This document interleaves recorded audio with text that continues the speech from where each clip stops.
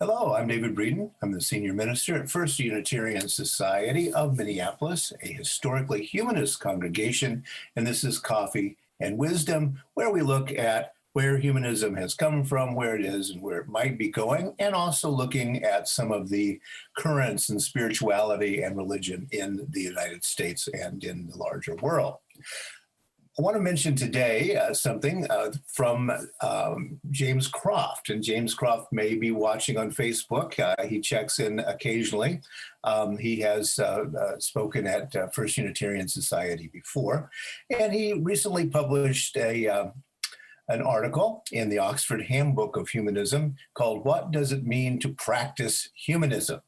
And James is the ethical culture leader in St. Louis, Missouri, kind of a sister congregation to First Unitarian Society. Even though it's on the ethical culture side, we are the two largest humanist congregations in the United States, and do communicate quite a bit back and forth.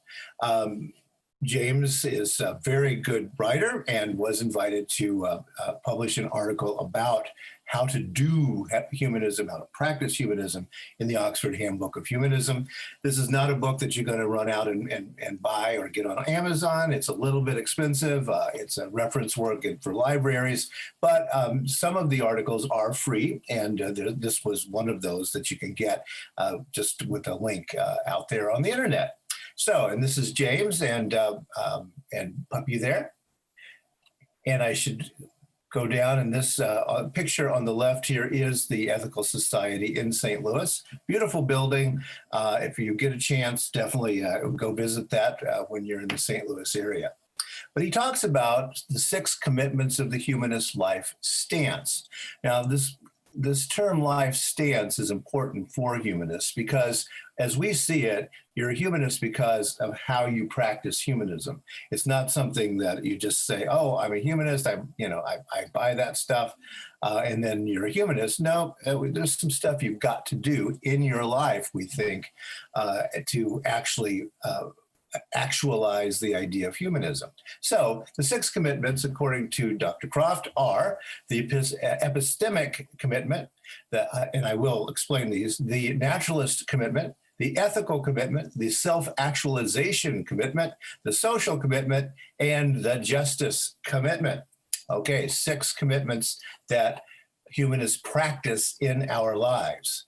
And I would break them down this way. What are the best methods for establishing facts? That's one of the questions we humanists ask. What is the human place among other living things? How might we act ethically in the world? What is our commitment to developing the self? What is our commitment to each other and our circle of care? And what is our commitment to the larger society? These are very specific commitments, and how humanism is different from other faith commitments in our world today. So, James says the 6 affirmations of humanism in Humanist Manifesto 3, you can find that at the American Humanist Association website. The commitments are, number 1, knowledge of the world is derived by observation, experimentation, and rational analysis. That's the Epistemic Commitment.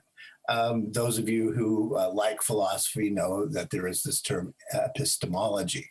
Humanists are committed to rational observation and analysis of the world in the pursuit of truth and to revising their beliefs as new evidence and reasons present themselves. So we see truth as an open-ended way of understanding the world that's going to change all the time.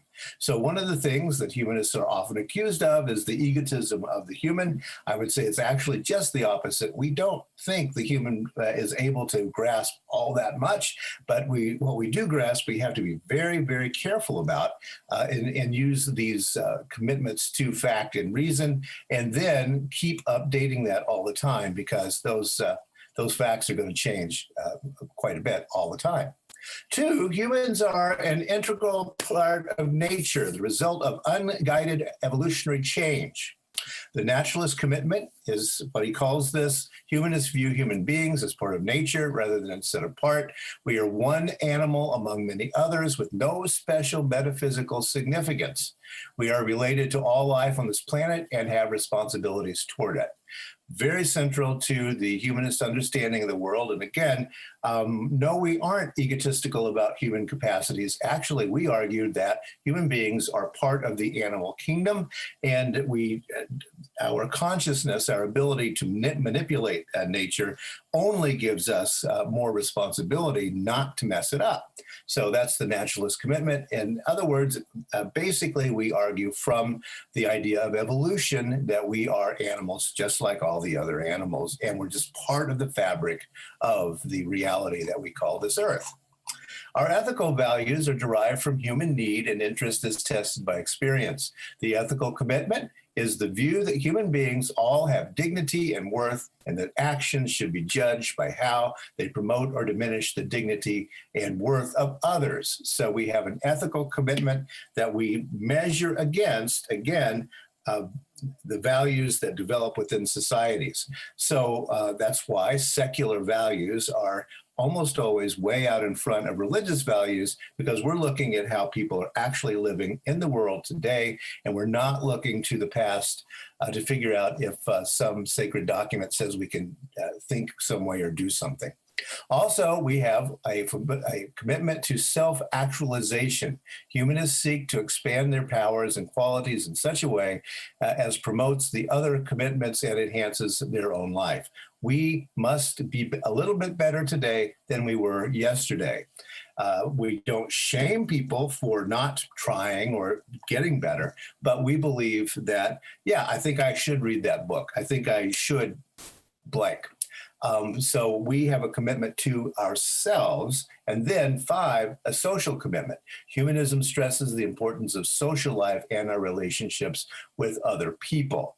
So self, other, that circle of care that we talk about. And this, of course, is where congregations come in, as I'll mention in just a moment. And number 6, a justice commitment that we must promote the worth and dignity of all of humanity and also of other living sentient beings on the planet.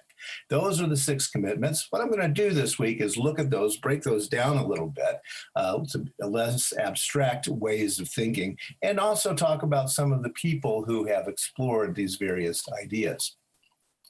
In the Oxford article, Dr. Croft does mention First Unitarian Society of Minneapolis as one of the congregations that is practicing how humanists are in the world.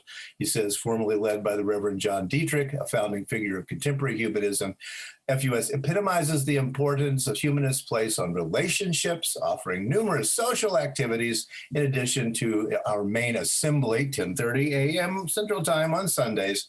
Members can enjoy game nights, potlucks, movies, and knitting together. There's a men's group, women's group, a grief support group, and a group for caregivers supporting people with dementia.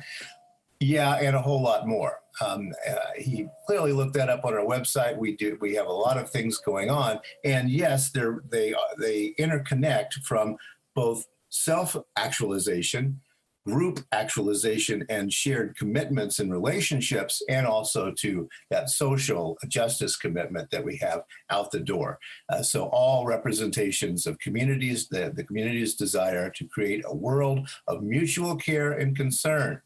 So that's what our commitments are. I like breaking these things down so that we can talk about them very concretely, even though today it's a little abstract. We'll nail this down by looking at these. And also another way of looking at these commitments that the American Humanist Association has developed more recently.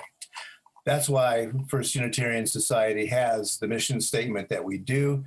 FUS is a congregational humanist community. That is, we believe in interrelationships among people dedicated to promoting a free search for truth, meaning, and justice. Thanks a lot for listening today. You can find us on YouTube, Facebook, Twitter, Instagram, and you can help us out getting the word about humanism out into the world by going to firstunitarian.org/donate or to PayPal. Thanks a lot, and I'll talk to you again tomorrow.